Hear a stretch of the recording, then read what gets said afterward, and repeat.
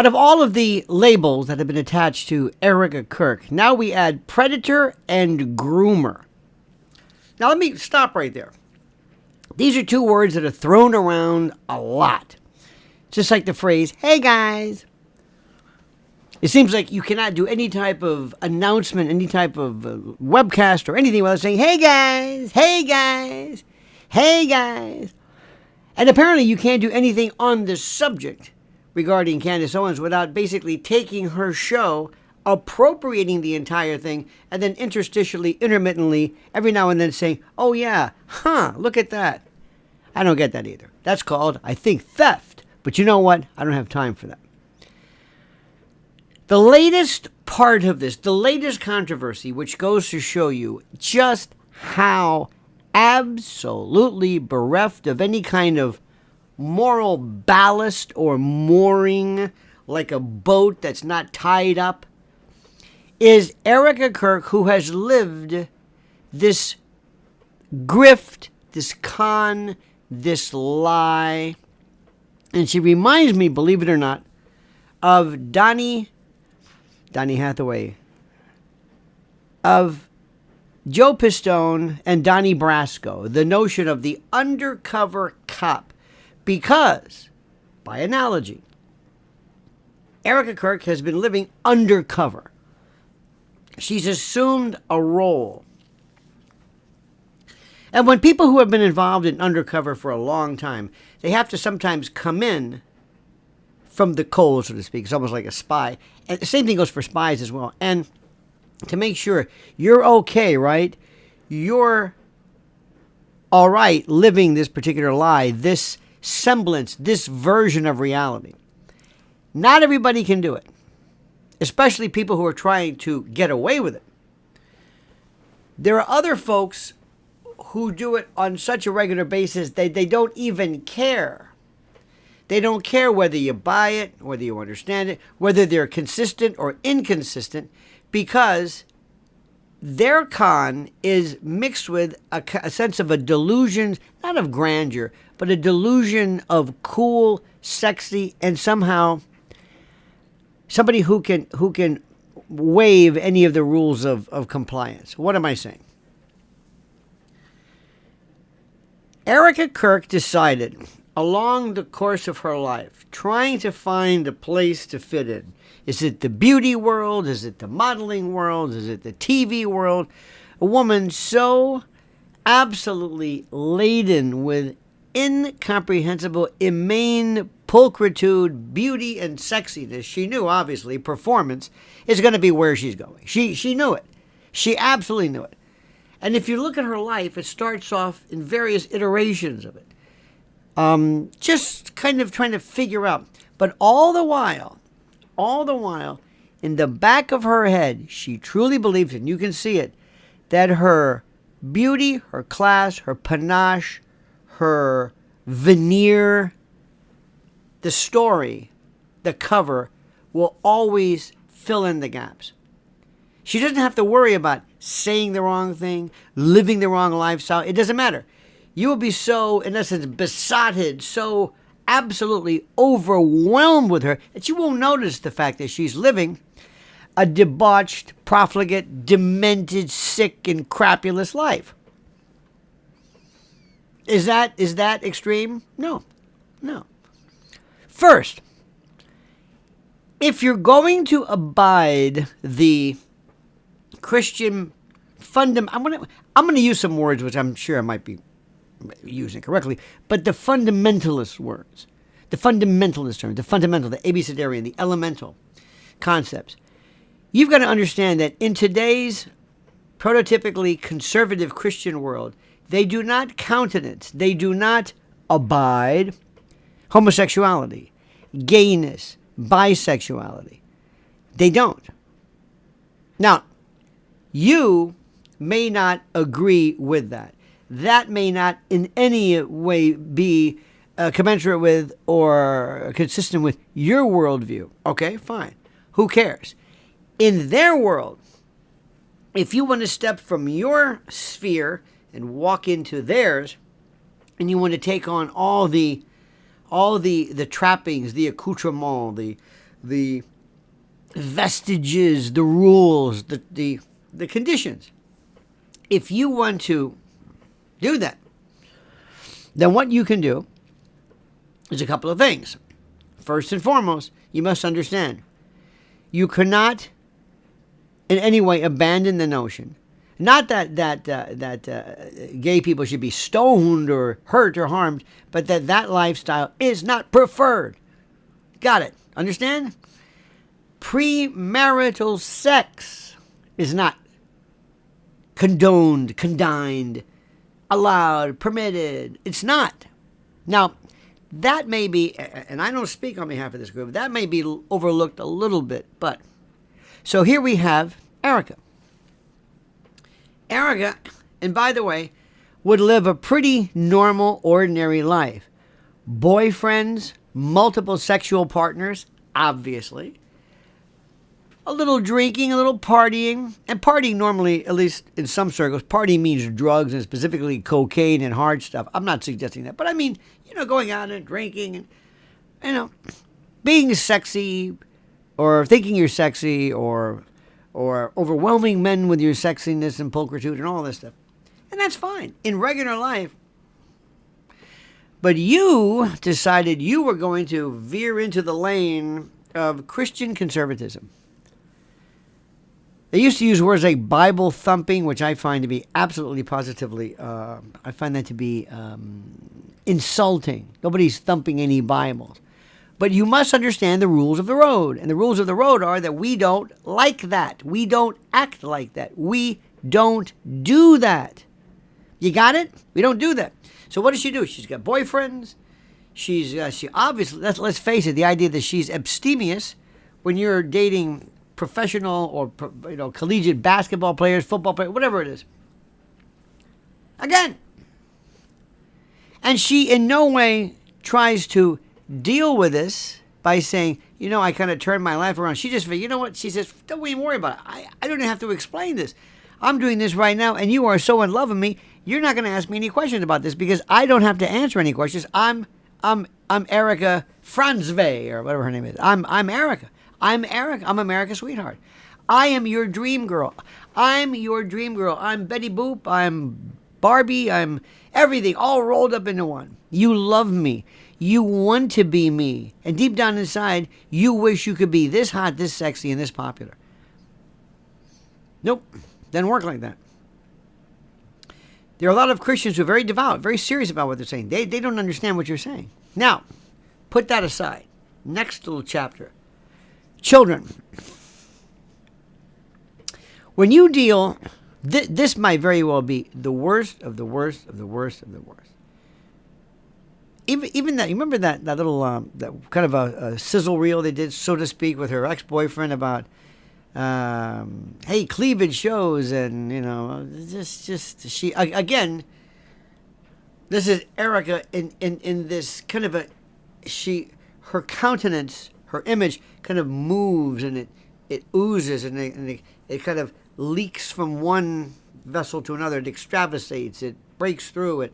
She's everything and anything. Oh, you want me to be the Christian? Okay, be the Christian, take two. Oh, you want me to be the hot woman who's doing an industrial film with the CIA on EMPs? Oh, you want me, whatever you want me to do. You want me to be the mother? You want me to go on Fox News? You want me to be the lacrimating, tearful Tammy Faye doppelganger? You name it. I'm an actress. And she also says, I can outsmart you. Whatever I do, you'll go with me. You'll turn off whatever your censors are as to BS.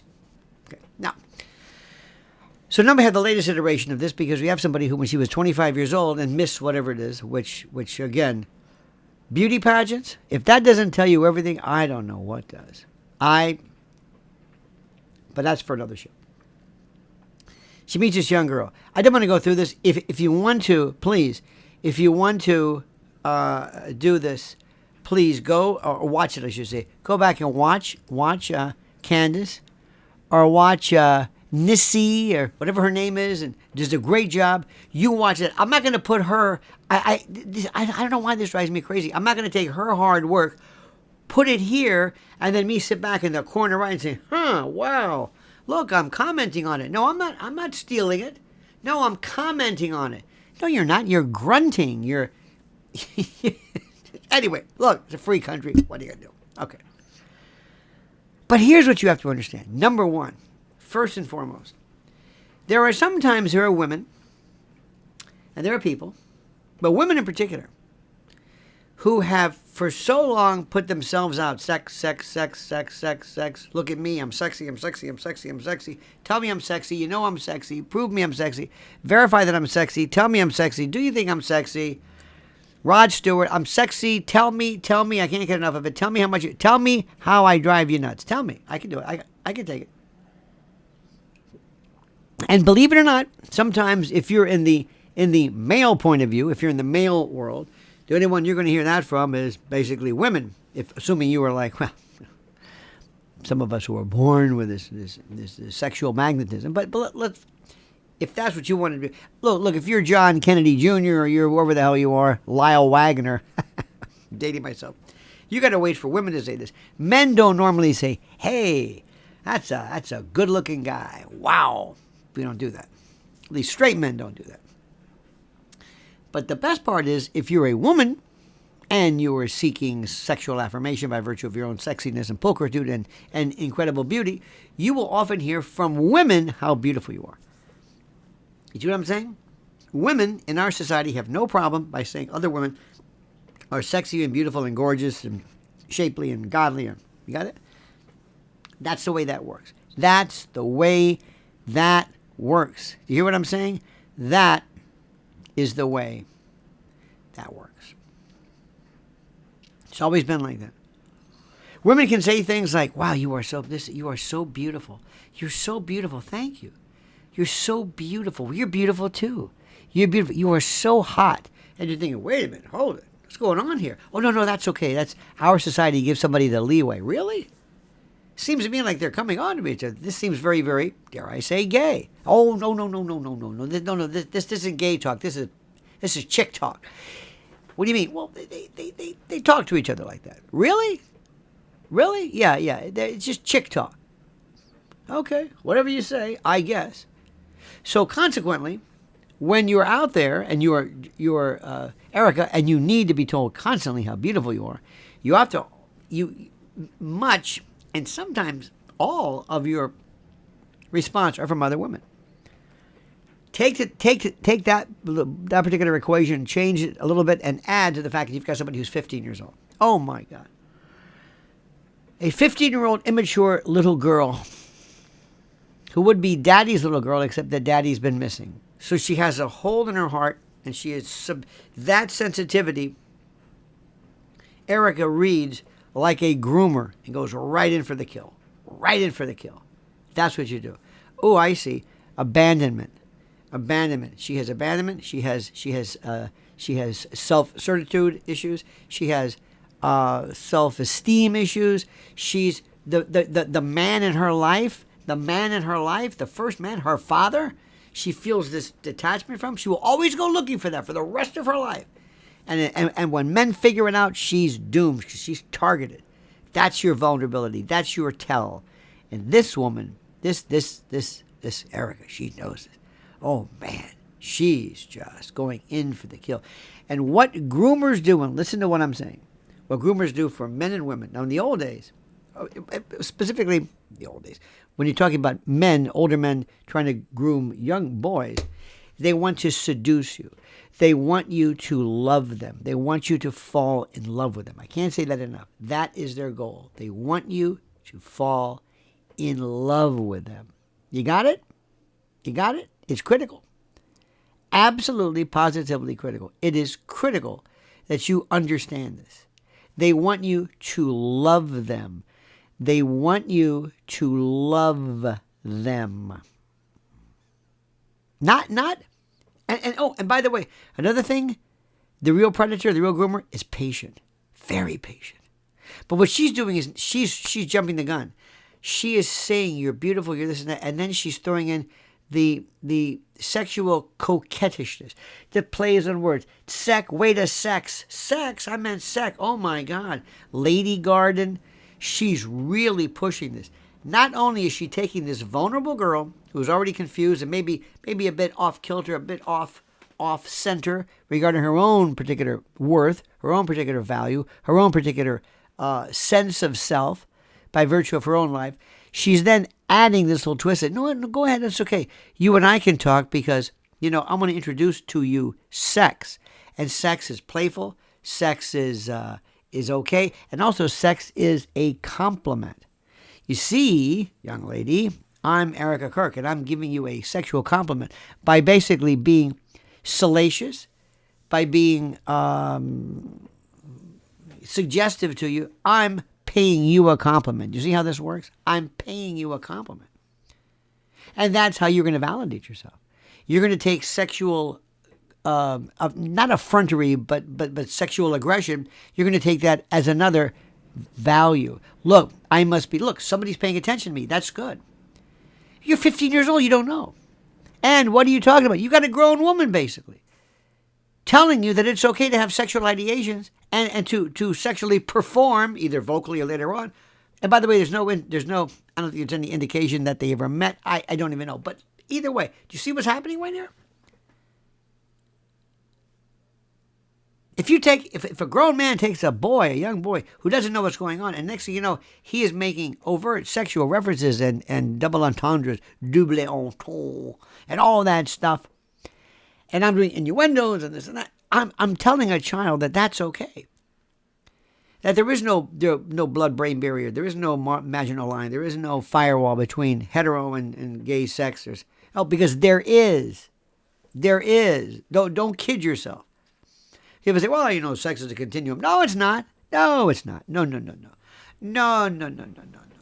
No, stop this. This idea that, we're everything. I mean, we're a society right now that argues about gender. There's no arguing about this. There's straight or there's gay. That's it. Now, what you do in your mind and what you think, that's fine. I don't care. But once you begin into the performance stage, you cross the line and you're there. That's it. Period. Okay? Period. Let's stop this. So this 15-year-old girl is realizing, according to the sexting, in essence, she's being lured, she's being recruited, she's being groomed, and she's basically being told by a 15-year-old whom she admires that if you want me to admire you back, you will give in and you will appreciate and you will not mind my sexual, at least my verbal dalliances with you. You will accept them. You will appreciate them. You will acknowledge them. And you will return the favor. It goes two ways, Missy. If that is not enough to completely eliminate, what is this, like 10 years ago? I don't know how old she is, 36, she's less than 40. Who knows? If that's not enough to number one, eliminate her from any further consideration as a leader of this Christian noble cause, if that's not enough to have her resume and her storyline completely reevaluated, then nothing is. This is the most damning of everything she's ever done. Everything. Forget her reactions. Forget the fact that she came 10 days after the murder and she's grifting for more money. No. This is it right now. Erica will do everything and anything to be whatever it takes to earn your confidence. She's a con man, con woman, con person. She's a con. In wrestling, she's a work. It's fugazi, synthetic. She's not real. Now, let me tell you something, TPUSA. I frankly don't give a damn one way or the other because you're not going to be around for a long time. You know it. I know it. We all know it. When you or whoever killed Charlie, it's you basically you signed your own deal. You basically signed off on your own demise. But what do you need to know? Let's say, for example, how many check marks would you have and hashtags and little octothorpes have you created regarding Erica? Here is one. What about this? Uh-oh. Red flag. How many? Oh, my God. Now sexy. Oh, how many do you need? What, 1,000? When will you say, that's enough? That's enough. She's a fraud. She's a phony. She's a liability. What's the matter with you? What's the matter with you? I don't understand that. Do you or do you not believe in what you're saying? And let me also tell you something. If you want to be a part of TPUSA, you have to understand that this is a Christian organization. It's not ecumenical. It's not like, well, do whatever you want. No, no, no, no, no. Atheists and agnostics and Buddhists and others need not apply. And there's nothing wrong with it. I respect it. I respect that's what the house rules are. So abide by them. Stick to them. And maintain them and reinforce and enforce your rules. But when it comes to matters that are sexual, especially in terms of what's going on right now, because what was Ghislaine Maxwell? She was a stalking horse. She was a sheepdog. She basically was somebody who was out there who ran cover, who lured women in and used the age difference as a means of cajoling and wheedling and sucking people in to get them into the pipeline, so to speak, so that they can be used and abused and manipulated and exploited. And that's what she's doing. This is the wrong time, the wrong zeitgeist, the wrong period where people are absolutely focused on this. So let me tell you something. Erica, I don't know, honey, how long you're going to keep going. And TPUSA, you don't have a hair on your ass if you don't immediately jettison her and wipe your hand. I don't know what it takes. What do you need? Dead nurses? Bodies buried behind the double wide? What do you need? What does she have to do? What does she have to say? What particle, what reference to her past as an indicium or an indicator of fraud do you have to see and record and note before you realize, my God, she's killing us? But that's up to you. Frankly, I don't really care, because as far as the rest of the world, you're done. And we have a lot to say, especially when old Tyler Robinson basically tries to fit the bill as lone, sick, demented, psycho, lone wolf assassin. We'll get to that later. Listen very carefully to this, my friends. And you have a bevy of incredible investigators. In our world, you have investigators, people who really do a tremendous job doing this. Okay? Look at what's going on right now. This is critical. This is critical. And Candace Owens basically went after... Everything was fine until they went after Candy. Nothing... We wouldn't be here if they had just left Candy alone. Just left her alone. Think about it. They challenged her. You're crazy. You're a nut. You're a lunatic. What did somebody call her? An Adderall addicted psychopath or psychotic? No. If she's psychotic, would that the world were psychotic like that? Thank you, my friends. Do me a great and glorious favor. First of all, accept my thanks, my appreciation for all of your support in support of the truth. Thank you for following my beloved wife, Lynn Shaw, on Lynn's Warriors right here. Look at what she's saying. Look at what she's doing. Fighting the fight regarding child predation, exactly what we're talking about right here. Thank you for following her. Lynn's Warriors. It means a lot to us, and she appreciates it more than anything you can imagine. Number 2, please like this video.